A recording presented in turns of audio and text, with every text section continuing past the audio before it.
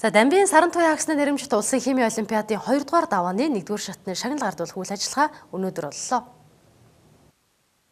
Олимпиадад 8 дүүргийн 2400 гаруй сурагч оролцжээ.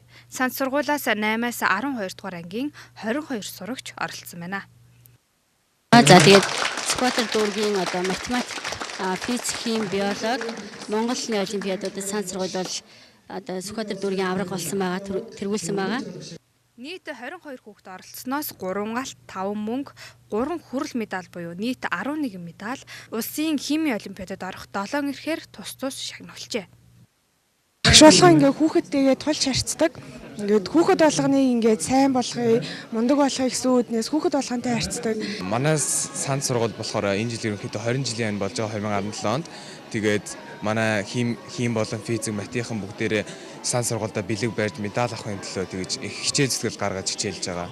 Мөн өнгөрсөн сард Сүхбаатар дүүргийн хэмжээнд зохиогдсон олимпиадад монгол хэл, физик, хим, биологийн хичээлээр багаараа тэргүүлсэн байна.